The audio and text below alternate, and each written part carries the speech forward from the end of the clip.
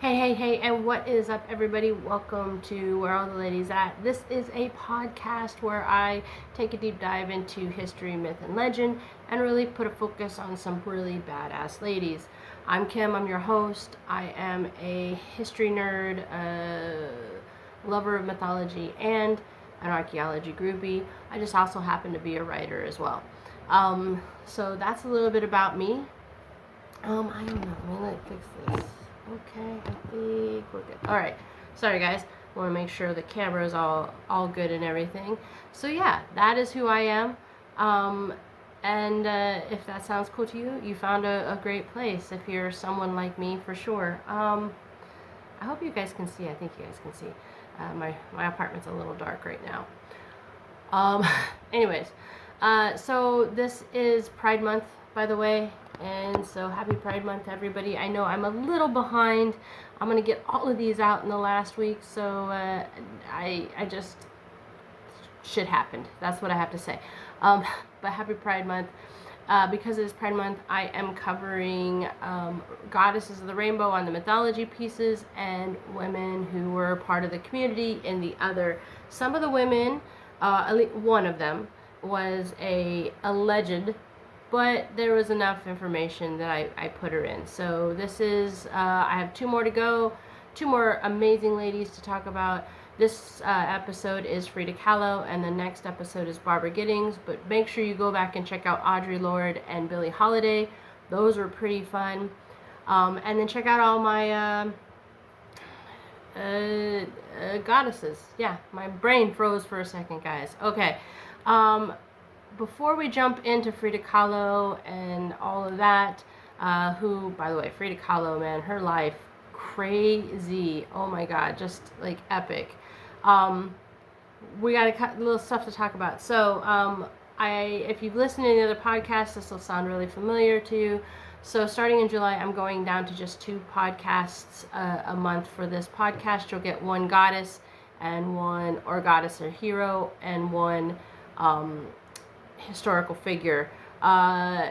This is going to allow me to put more effort into my social media, as well as write some ebooks, and there will be a newsletter coming out that maybe gives a little bit more focus on other things, as well as I have my Medium publication.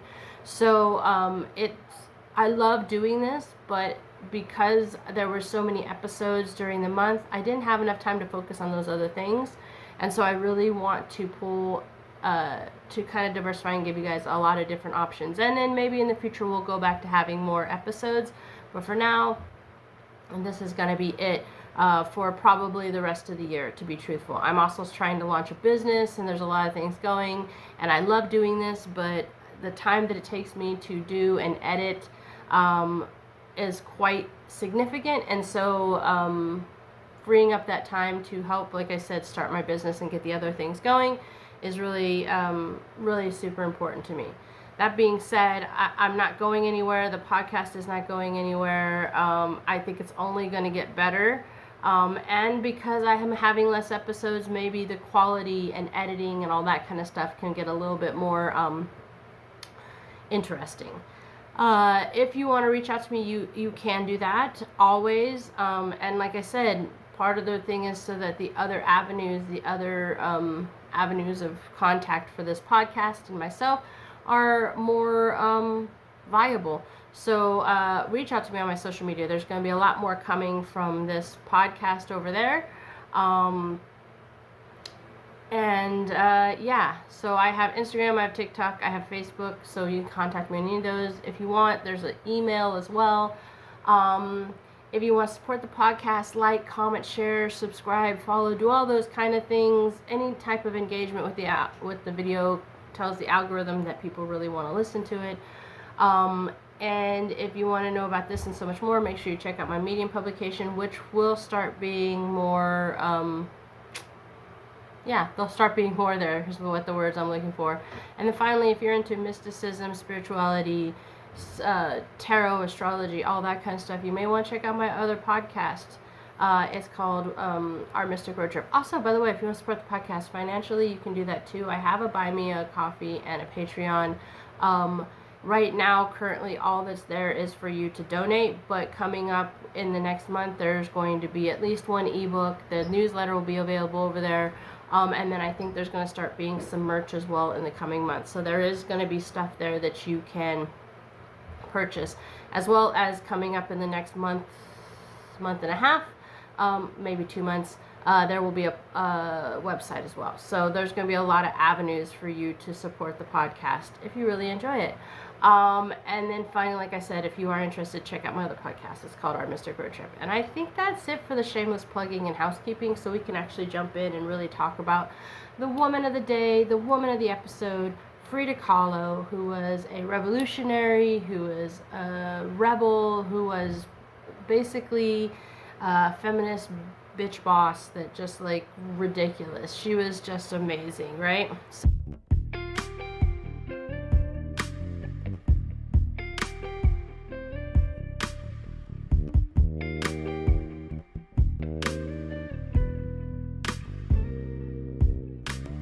So, you know, her life and her art were as colorful and complex as the time she lived in. And so, as always, what I like to do is I like to look at the time period and where the woman grew up, because I do seriously think that understanding the environment and the times will help you understand the woman and the challenges she had to overcome, and why she wound up the way she was, and why she did the things she did, right?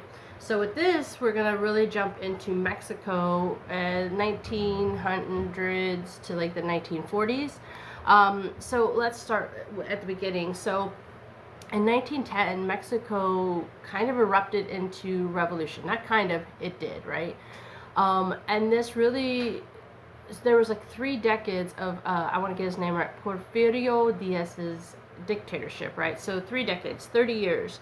And people had a they were tired of it, right? So it was upheaval. The peasants and revolutionists really fought for social justice and land reform, and that was the big thing, right? And that fueled a nationwide conversation about equality and change, and this turbulence really started to seep into every corner of life: art, politics, the daily lives, everything.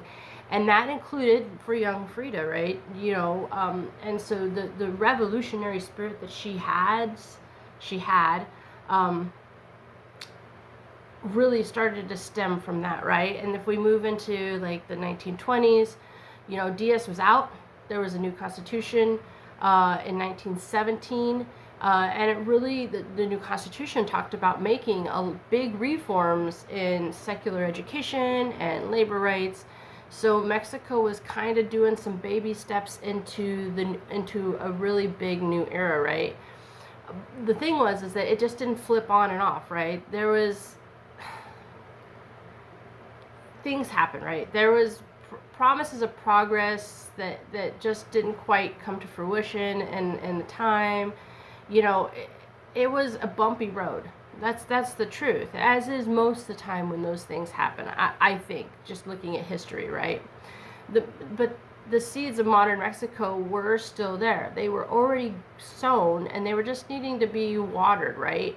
And that's where Frida's generation starts to come in, right? In the 1930s, you know, out of this revolutionary ashes came this like cultural renaissance. And this is typical. There is a cycle that usually happens right after a revolution, or during the revolution and after. There is usually like this cultural renaissance, right? You know, artists and writers and thinkers all at this time in Mexico were finding themselves at the forefront of really defining what Mexican identity was and what was going on. Murals started to be splashed across public buildings. Art became kind of this really potent vehicle for social commentary. Frida and many of her contemporaries were never shy to express themselves on canvas in very controversial ways, right? And this is why she became such a magnetic presence, especially when partnered with her husband Diego Rivera, right? They were creators, they were revolutionaries, and they were infusing their art with politics and passion. So in the 1940s, Mexico pushed kind of deeper into modernization. They really wanted to find a balance between indigenous and colonial heritage, because at this time everybody kind of, there were still indigenous peoples, of course, but there was a lot of mixing, and the cultures had started to blend and everything, right? And they needed to find a way to balance that, you know, along with the glowing global awareness that was coming from the modernization, right? Railways were rumbling into their radios were starting to crackle, and cinema was starting to flicker into life, right? So among all this transformations, Frida's paintings were really starting to become like this mirror for the soul of Mexico itself. And there's no doubt that her works were intensely personable, you know, but definitely everything was tied to her, the journey that she went through and the journey that her country was going through. Now, when we look at what it was like for women, right, that's kind of what was going on in Mexico, right? Revolution, coming out of the revolution, modernization, it was a lot of change, and rather quickly, you know, if you look at it, like 1900 to 1940, that's only 40 years, so one life, you know, one lifetime basically, you know, half a lifetime actually. So that was a lot to have happen. When we look at women, you know, in 1915, women gained the right to legally divorce, and that was a pretty audacious leap, because the nation was, you know, for lack of a better term, and I know this might take some people off, you know, the culture was very machismo, right? It was very male driven. It was a patriarchy, right? And on top of that, it was intensely religious, you know, the Catholic. So giving the women right to legally divorce was a huge step, right? It cracked a wall in that patriarchy, you know, and really kind of signified that everything was going to change. I hope this is angled right. There we go. Let's try that. I don't know. Hopefully you weren't just looking at here. Anyway, so in 1916, after the women got the right to legally divorce, in the Yucatan, something really cool happened. It was the first feminine congress that was convened, right? And it was really this assembly of minds that wanted to declare that women's rights were a cornerstone of any society. They demanded, they didn't want just polite applause, they wanted transformation, right? They planted the seeds of generations of activism to come, and that was a pretty big deal. So then through the 20s and 30s, right, there's this really revolutionary fervor that started to cool. Women found new ways to engage in Mexico's reimagining. You know, they joined political parties, they joined labor movements, they became there were social collectives, and some became teachers and nurses. You know, others found their voices as writers and artists, like Frida herself, you know. And this was a way to express her femininity and really challenge those traditional expectations of womanhood and what relationships and love look like. Because, you know, I'm covering her during Pride. She was very much a member of the community, right? In the 1940s, the momentum just kept snowballing, right? It wasn't a smooth road. Just like in most of the world, women's pushing for full rights and everything was not an easy road, right? Eventually, they didn't get the right in Mexico to have full citizenship rights until the 1950s. But, you know, Frida Kahlo was one of the people that led the charge for that, right? So now we know a little about Mexico, a little about what was like for women. Let's really talk about the woman herself, right? So here's the thing. Frida was born in Coyoacán, Mexico City, in July of 1907, right?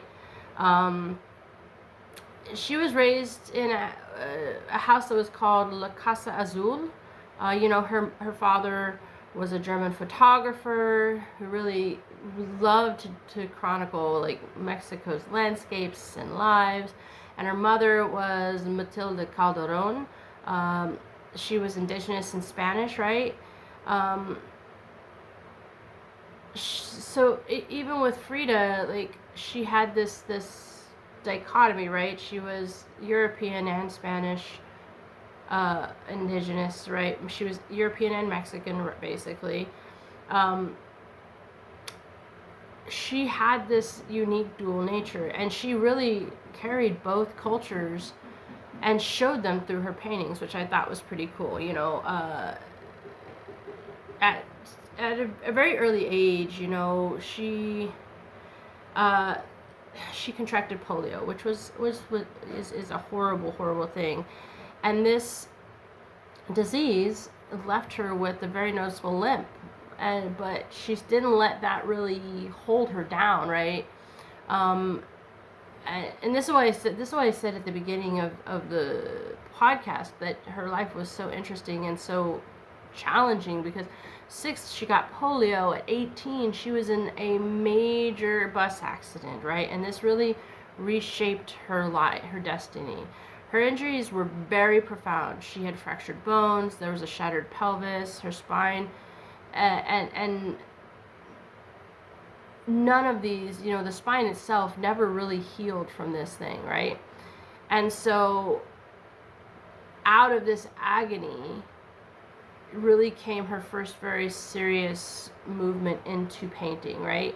She was confined to her bed, and then so she did the only thing she could, right? She turned pain into art, right? She captured this raw vulnerability, like she had this, everything about that incident and the pain she was in defined her work. You know, I think you'll find that because she was bedridden, she just wanted to have a way to let that out. So she did a self-portrait, her first self-portrait actually, and it's interesting because I do think that a lot of her influence came from her family. You know, her father's photography was probably a big influence on her. I think also, you know, being sick and then having the accident, it really created this woman who was like determined, right? She was resilient, right? I also think if we're looking at her art, her youth probably had a little something to do with it too. She was a lover of nature and animals, and she loved Mexican folk art, you know, and this may be like, you know, if you've seen her stuff, it's very, you know, very lush and symbolic, like, and that would coincide with those inspirations. So now if we jump into her older years, right? Not older, but maybe middle years. Her art really became like this rebellion. It was healing. It was confession, right? I think it really helped her cope with this physical and emotional pain, right? And she, like I said, she loved the elements. In 1929. She married Diego Rivera. Let's look at that. You know, the more her work got out, right? The more she got out as well, and it allowed her to engage in cultural and political, the whole scene, right? There, she met Diego Rivera, obviously, and in 1929, she married him. Diego Rivera was a very famous muralist. And because she tied herself with him, she kind of got pulled into the center of Mexico's cultural renaissance, right? And it was them together who really became these icons of the movement. You know, their relationship wasn't idyllic by any stretch of the imagination. It was marked with passion, but there was a lot of infidelity. And like, it was a pretty tumultuous bond, right? You know, Diego had his affairs, but Frida was also, you know, out there doing her thing. You know, she even got involved with the Russian revolutionary Leon Trotsky in the late 30s. It was a pretty intense but very short-lived. You know, Trotsky lived under the protection of Diego and Frida in Mexico, and then just kind of found himself really captivated with her. You know, she was funny, she was independent, It was a brief fling, but it was there. Frida's love life was pretty much an assertion of her freedom. You know, she didn't really want to be caged by convention or expectation. In 1938, Frida actually got recognized on an international scale, right? She held her first solo exhibition in New York City. And I think that her intenseness and her personal visions really kind of captivated the audience, and collectors really loved this stuff. At that point, the Louvre even acquired her painting, The Frame, and that meant that she was the first 20th century Mexican that was hanging in that prestigious collection, right? Which is a pretty big deal. Now, in the final years, you know, and here's the thing, it all stemmed from that original accident, right? Her health kind of grew more precarious. You know, the bus accident obviously really everything endured, right? She went through countless surgeries, and she was confined for a time, and she was in constant pain. Of course, she was painting the whole time.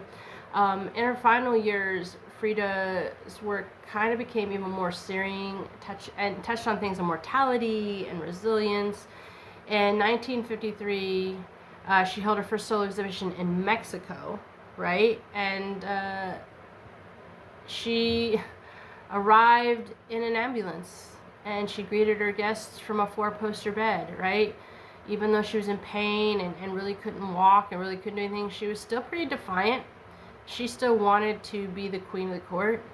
And I think she knew at this time, like, she wasn't long for the world, because in July of 1954, and in the same blue house where she grew up,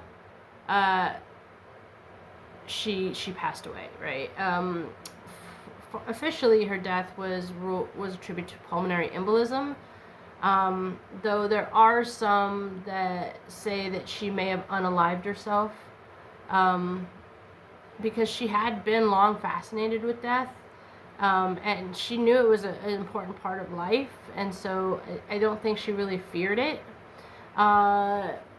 You know, and since she died, obviously, like, her legacy has grown. Paintings were too intimate for the mainstream at one point, but now have become really these symbols of resilience and identity, and some people really look at them with a lot of love. You know, her life was passionate, it was messy and deeply felt, but it's just an example of, like, human life and living it to its fullest. Now, I want to talk a little bit about, you know, you noticed I really haven't talked a lot about the LGBTQ portion of her life, and I think it's important to address it, because she was a rebellious. She didn't like the confines of society. She wanted to live life to her own accord. You know, her life was this really big testament to not wanting to be boxed into those societal modes, right? She lived pretty boldly, and almost like with a little defiance. She was a little like devil may care in a lot of ways, but she was very open about who she was, and she embraced her bisexuality, and in a world where that was not acceptable, right? She had affairs with men, like Leon Trotsky, and she had women too, right? And they weren't whispers. She really was, like, very, very open of it, right? Among those female lovers, and she had some pretty remarkable women in her arms. You know, she was involved with Georgia O'Keeffe, who is a very big American artist, and someone who was a little like to think outside the box too. Also, Mexican singer Chavela Vargas.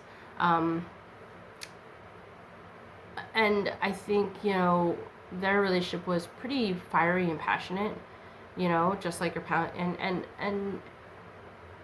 you know, Frida was very unapologetic about these things, right?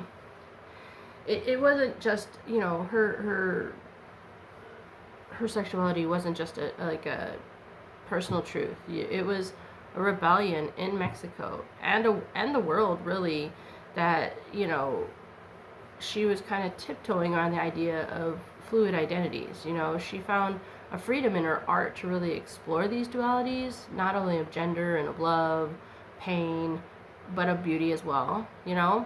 And this was long before the mainstream culture was like really ready to catch up. Her paintings, if you look at them, are filled with metaphors and reflections that really became like almost like she was secretly confessing to people, and only the people that understood them would know, right?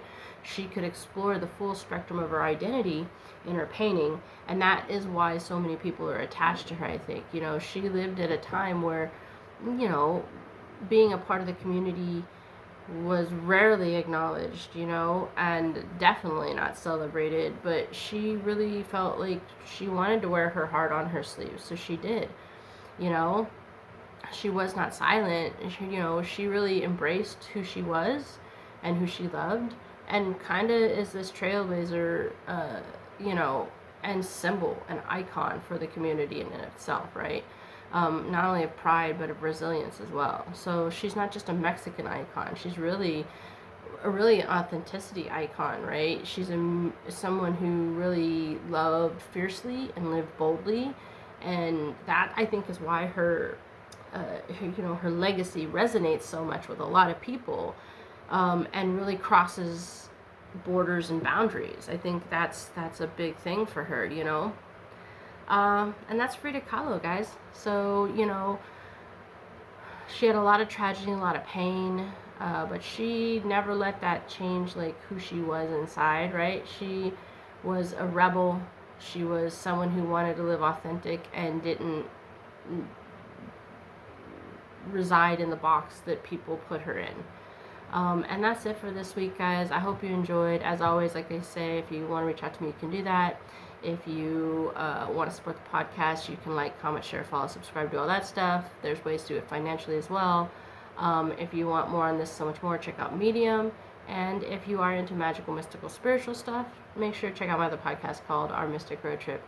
And as always, guys, thank you for joining. Thank you for your time. Until next episode, stay safe, stay curious, stay blessed. All right.